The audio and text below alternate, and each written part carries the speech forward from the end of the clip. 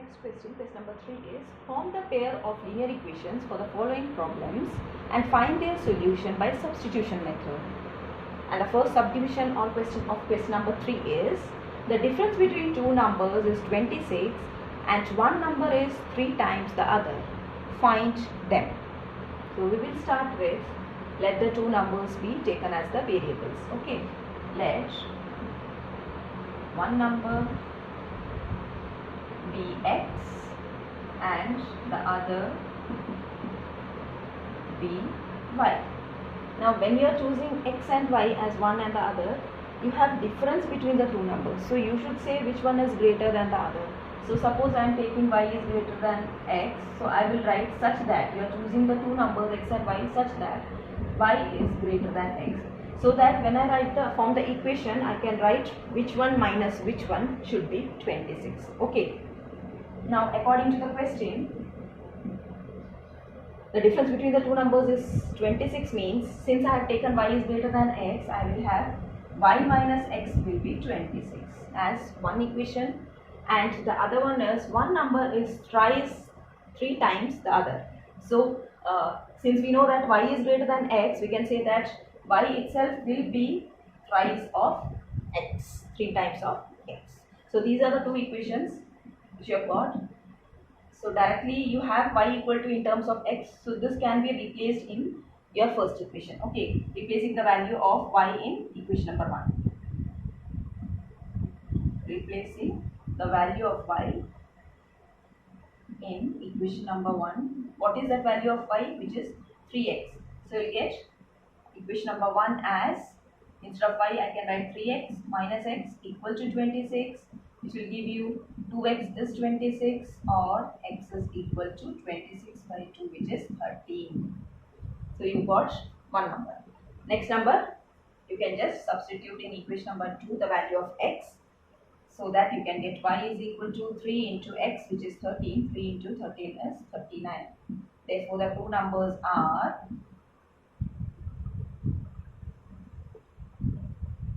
13 and 39. Okay, 13 and 39. Second subdivision of question number 3 is the larger of two supplementary angles exceed the smaller by 18 degrees. Find them. So first we will choose the two angles as x and y, the variables. Okay, since they are saying larger and smaller, we will just say that let the larger angle be x degree and the smaller angle be y degrees. Okay, now they are saying that of two supplementary angles. Supplementary angles means the sum of the two angles will be 180 degree. So according to the question, first thing which we will get is adding these two will give you 180 degree. These two means the two angles which you have taken will give you 180 degrees, which will be your equation number 1. Since the two are supplementary, sum of two supplementary angles is 180 degree. That's why.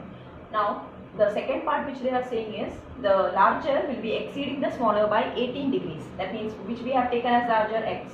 So this will be exceeding the smaller by 18. So this is your second equation. Now since we have directly got what is x is equal to, we did not find out from either of the equations. This value of x can be substituted in equation number 1 in order to find out the other variable y. Okay. So from equation number 2 which you got, we are replacing the value of x in equation number 1. So equation number 1 becomes y plus 18 instead of x plus y is equal to 180 degrees, which is 2y is equal to 180 minus 18. That is 2y is equal to, here you will get 162 and y is equal to 162 by 2, which is 81. So you got y to be 81 degrees. Now what is x? Equation number 2 will give you what is x. X is equal to y plus 18. So it is 81 plus 18, which is equal to 99 degrees. Therefore the larger angle is 99 and the smaller angle is 81. Okay. The angles are 99 and 81. Okay. question of question number 3 is, the coach of a cricket team buys 7 bats and 6 balls for rupees 3,800. Later she buys 3 bats and 5 balls for rupees 1,750. Find the cost of each bat and each ball. So what the question is, cost of each bat and each ball. So we will take the cost of one bat as x and the cost of one ball be y. Okay. Let the cost of one bat be rupees x and the cost of one ball be rupees y. Okay. Now according to what they are saying is, the coach buys 7 bats and 6 balls and he paid 3,800. So you will get, for cost of one bat is 8, means in total you will get 7x will be the cost of 7 bats plus 6 balls cost, means cost of one ball is y, means 6 ball will cost 6y, and the total which he paid was 3,800. So this is your first equation according to the question. Okay. Now the next thing which they say is, later she buys 3 bats, that means 3 into x will be the total cost of the bats she bought, plus 5 balls. 5 balls will give you 5 into y as the cost of the total balls, and the total of both bat and ball will be 1,750. So this is your second equation. Now from one equation we will find out one of the variables. Suppose from 1 we are finding out what is y is equal to, we get 3800 minus 7x, or y is equal to 3800 minus 7x divided by 6.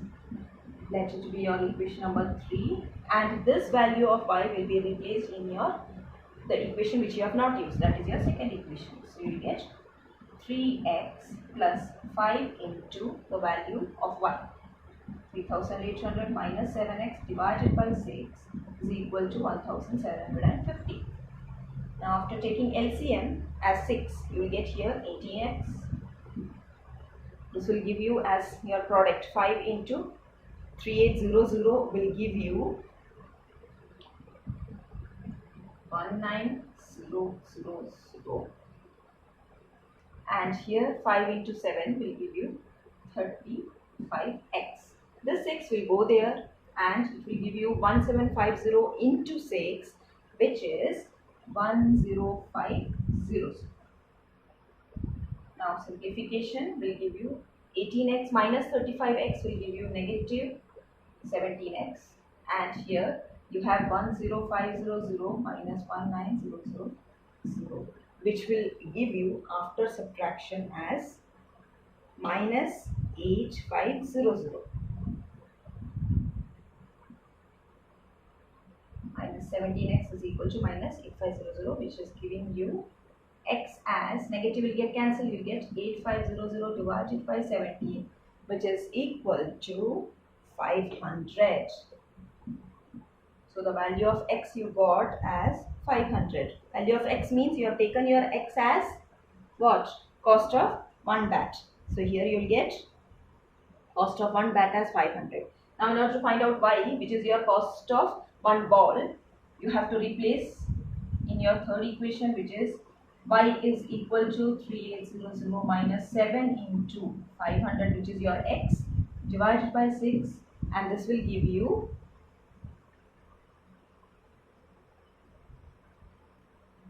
3,800 minus 3,500 divided by 6, which is again equal to, here what you will get 300. So 300 divided by 6, which is equal to 50.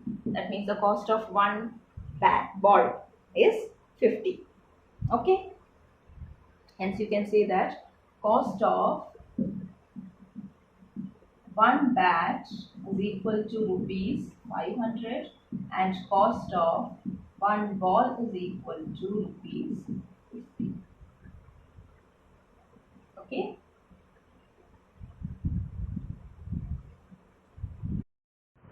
Fourth subdivision of question number 3 is the taxi charges in a city consist of a fixed charge together with the charge for the distance covered. For a distance of 10 km, the charge paid is rupees 105, and for a journey of 15 km, the charge paid is rupees 155. What are the fixed charges and the charge per kilometer? How much does a person have to pay for traveling a distance of 25 kilometers? So you have actually 3 questions here. You have to find out what is the fixed charge, charge per kilometer, and what will be the amount the person has to pay after traveling a distance of 25 kilometers. So what we will do is we will start with taking the fixed charge which will be coming for every travel. So that's fixed charge we will take as one variable, and the charge per kilometer we will take as the other variable. Okay, fixed charge and the charge per kilometer. So let the fixed charge be rupees X and charge per kilometer be rupees Y. Now according to question, what they are saying, for a distance of 10 kilometer, the charge paid is 105. That means the person has to pay the fixed charge for the travel, and he is traveling 10 kilometers, and per kilometer you have the amount as Y. So you have 10Y plus your fixed charge as to be 105. Total he has paid 105. This is your first equation. Next is for a journey of 15 kilometers, the charge paid is 155 rupees. So again you will have that fixed charge there, plus he is traveling 15 kilometers with per kilometer as Y. So it will be 155. These are the 2 equations formed. That will be equation number 1 and 2. Now from one equation we will find out one variable. Suppose from first equation you are finding out what is X equal to. You will get 105 minus 10Y. This is your equation. Next, third equation. Now you will put the value of X in your second equation. So second equation becomes, instead of X we will write 105 minus 10Y plus 15Y is equal to 155. Now from here you will get this as 105 plus 5Y is equal to 155, or else 5Y is equal to 155 minus 105, which is equal to 5Y is equal to, how much you will get? 50. 5Y is equal to 50, and this will give you what is your Y is equal to 50 by 5, which is 10. Okay, Y means it is your charge per kilometer. So per kilometer the person has to pay 10 rupees. How many kilometers he is traveling? That into this 10. Okay, and the fixed charge. Now we need to find out what is fixed charge. So equation number 3, in equation number 3 we will substitute the value of Y which we got. So X is equal to 105 minus 10 into the value of Y is 10. So you get 105 minus 100, which is 5. That means the fixed charge which the person has to pay while traveling is 5 rupees. Okay, so the answer is fixed charge which you have taken as X is rupees 5, and charge per kilometer is rupees 10. Now one more subdivision is there, that is after traveling 25 kilometers what the person has to pay. For that what we will do, the charge the person has to pay for 25 kilometers will be fixed charge which is your X plus 25 into what is your charge per kilometer. So you get 5 plus 250, which is equal to 255 rupees. So this is the charge the person has to pay after traveling 25 kilometers. Okay. Fifth subdivision of question number 3 is a fraction becomes 9 by 11 if 2 is added to both the numerator and the denominator. If 3 is added to both the numerator and the denominator, it becomes 5 by 6. Find the fraction. Let the fraction be x by y. Now they are saying that the numerator and denominator should be added with 2 so that the fraction becomes 9 by 11. That means when I take the numerator, which is x, according to the question, you will get the numerator added with 2 and the denominator added with 2 will give you 9 by 11. So here we can just rearrange the equation by cross multiplying. So you get 11 into x plus 2 is equal to 9 into y plus 2, which will give you 11x plus 22 is equal to 9y plus 18. After rearranging, you will get 11x minus 9y is equal to, here you have actually to 18 and this 22 will go there as minus 22, so you will get equal to minus 4. Now this is your equation number 1. Okay, equation number 1. Now again, you have the second part as if 3 is added to both the numerator and the denominator, the fraction becomes 5 by 6. So you get x plus 3 by y plus 3 is equal to 5 by 6. Again simplifying, you will get 6 into x plus 3 is equal to 5 into y plus 3, which implies 6x plus 18 is equal to 5y plus 15, which will give you 6x minus 5y. Here you have 15, 18 will go there as minus 18, so 15 minus 18 will give you minus 3, which is equation number 2. Okay. So using the first equation now, we will find out what is one variable, suppose x. So you get 11x is equal to minus 4 plus 9y, or x is equal to 9y minus 4 divided by 11. Let it be your equation number 3. Now replace this value of equation number 3 in your second equation, value of x. So you get 6 into, what's the value? 9y minus 4 divided by 11 minus 5y is equal to minus 3. Now after taking the LCM, here you will get it to be this your 54y minus 24. This 11 multiplied with this will give you 55y, and this 11 will go to the other side as into 11, so this will give you minus 33. Okay. Now here again you have 54y and minus 55y, which will give you minus y, and minus 24 will go there and become plus 24, so that you are getting this to be minus 9. Minus y is equal to minus 9, so y is equal to 9. So the y value which you have taken as a denominator, so you got the value of the denominator. Now you are ready to find out the value of x, that is numerator. So equation number 3 becomes x is equal to 9y, y is 9 minus 4 divided by 11, which is equal to 81 minus 4 divided by 11. Again 81 minus 4 will give you 77 divided by 11, which is equal to 7. So the numerator is 7. Hence the fraction which you got is, therefore the fraction is, you have taken as x by y. What is x? 7. So it is 7 by y is 9. 7 by 9. Okay. The sixth subdivision of this number 3 is 5 years hence the age of Jacob will be 3 times that of his son. 5 years ago, Jacob's age was 7 times that of his son. What are their present ages? 5 years hence means 5 years later, and 5 years before.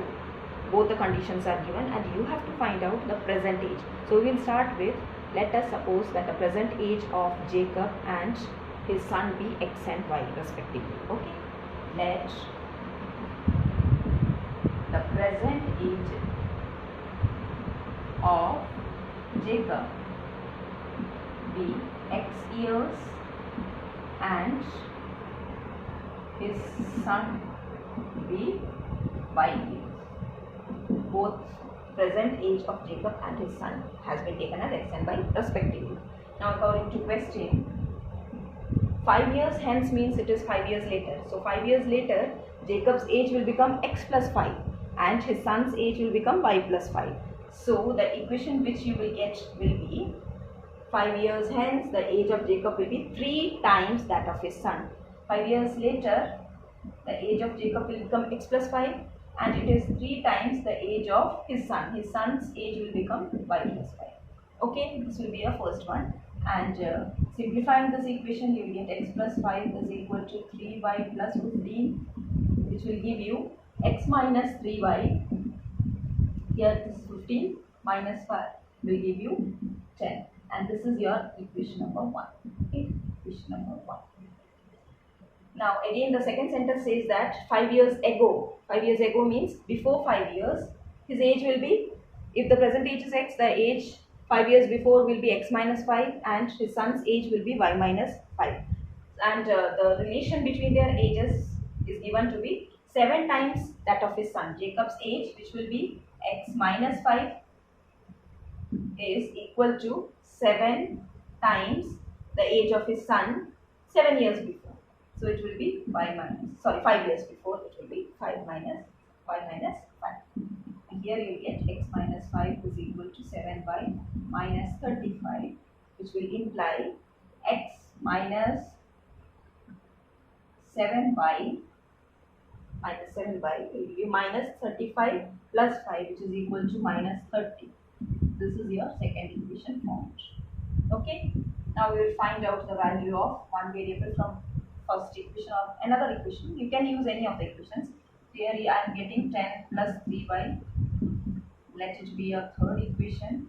Replace this value of x in your second equation. So your second equation becomes x, which is 10 plus 3y minus 7y is equal to minus 30.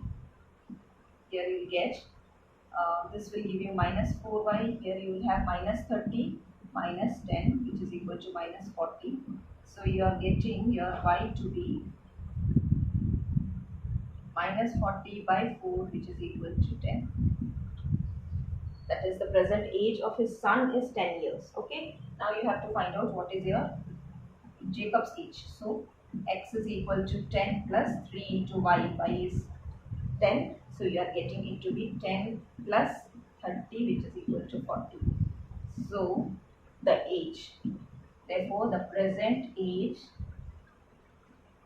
of Jacob is 40 years, and present age of